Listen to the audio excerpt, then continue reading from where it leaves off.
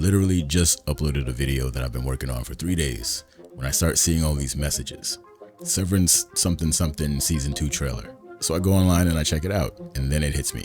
There is no rest for the tinfoiler. We've been blessed with a new teaser for season 2, and it's got a certain energy that you have to see for yourself. Now I left a link in the description so that you can check it out before watching this video should you want to, and I suggest that you do. But we're gonna fasten the tinfoil caps on and dive right into this one, but not before I shout out the channel patrons. Thank you so much for what you do, and thank you for being here. And as a matter of fact, thank everybody for being here. Now with that out of the way, it's time to dive. So we open up this teaser with Mark in the usual workplace attire. He's just had his chip flipped. I like that, chip flip. Mark's just had his chip flipped, but maybe it's not to any mode. He enters this office area and he starts kirking out like he's suddenly pressed to get something done. This is why I think he might be in Audi mode, but he's managed to get onto the severed floor. Now he's looking for Gemma.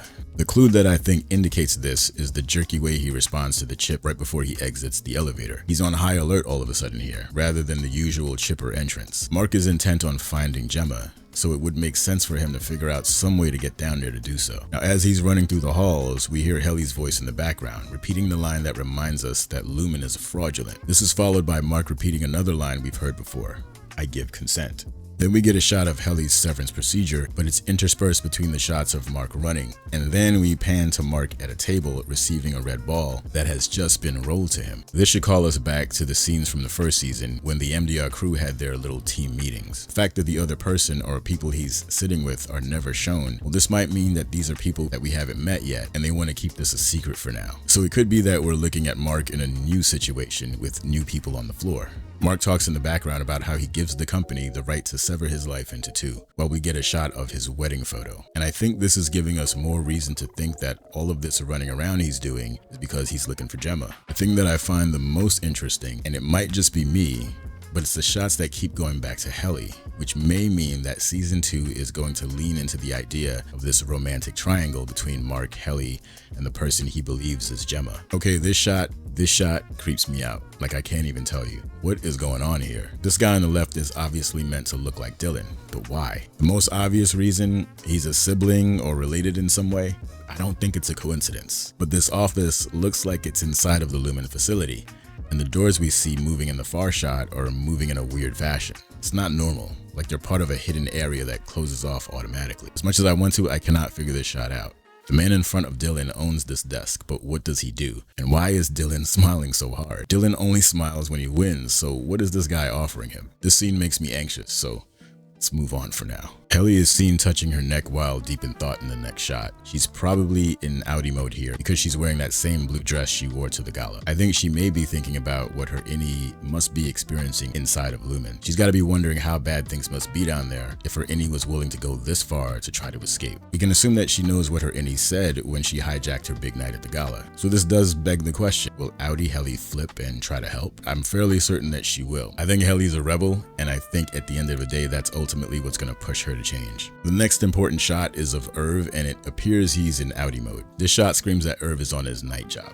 He's probably looking for more Lumen employees on the outside. The generally accepted theory is that Irv is acting maybe as law enforcement or as a spy, but his interest is with Lumen and the people that work there.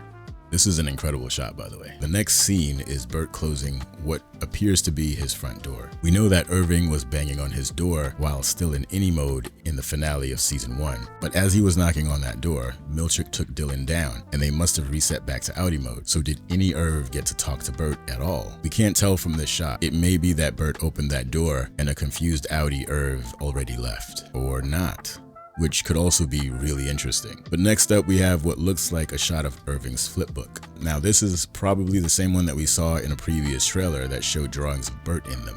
Specifically, we want to know how Irv knows about this door at all. Obviously, Milchick would know what this door is. He feeds innies to the elevator all the time. But Irv gives off a lot of clues that hint to him perhaps being severed before, and he may have worked in a different capacity. Some fans say he was in the same position as Milchick. Now, I'm curious to see what Milchick does when he sees this, because it might tell us exactly what we've been wanting to know. Was Irving a middle manager in a previous severed life? And why did that change? Was it because of Bert? Okay, new shot, and it's a creepy one. Now, I can't place anyone that we know here so far, but we need to know who this is that seems to be heading down to the mysterious testing floor that Gemma disappears too. Now the shots begin to ramp up in pace as Mark keeps hustling through the labyrinth. Then we see a long shot of Cobell. She's staring back in our direction. Maybe she's waiting for someone. There's a gang of seats in here, and it looks very much like a boardroom. Could she be having a meeting with James? Or maybe she's having a meeting with the board itself. I mean, they have to be appreciative of the fact that she shut down the Audi's little game, so there's a strong chance she's getting reinstated and maybe even promoted.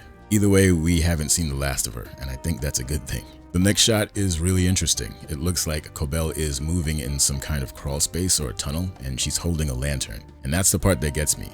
Why the lantern and not a flashlight? Is this a part of her shtick? She is a character that seems to be stuck in the past in some ways. Does she just like to use old school gear, or is it something else? And where is she right now? If I had to guess, I would say she's likely spying on Mark. Okay, so another weird shot. Mark and Helly are looking through an opening.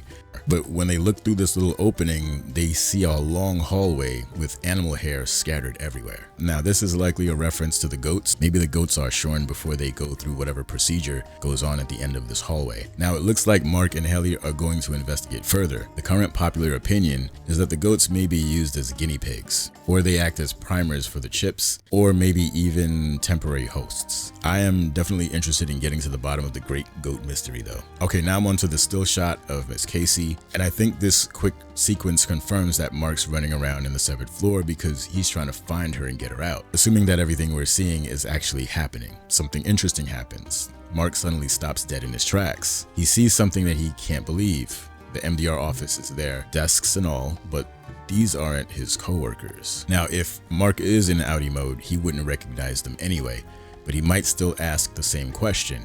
Who are you people? But we know that this is another MDR crew, but MDR's regulars have been replaced. What happened to the old gang? I have a theory. Let's get into it. Before he has a chance to find out who they are, Mr. Milchick strolls in, towing blue balloons with Mark's face printed on them. He deploys the Milchick smile and warmly welcomes Mark back, but tacks on a few words at the end.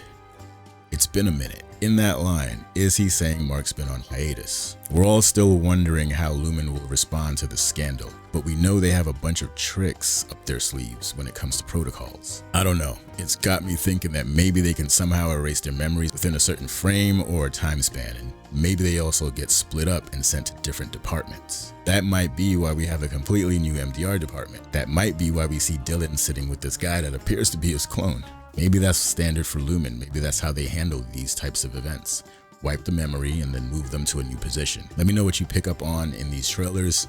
All takes are welcome. So January 17th doesn't seem so far away anymore. It'll be here before you know it. By the way, season 2 is getting the full recap treatment. Worry not, I'm on it. But that's a wrap, tinfoil gang. Hope you enjoyed this quick breakdown and theory video. If you did, you already know what to do. Much love to all the regulars, all the commenters, and of course the patrons.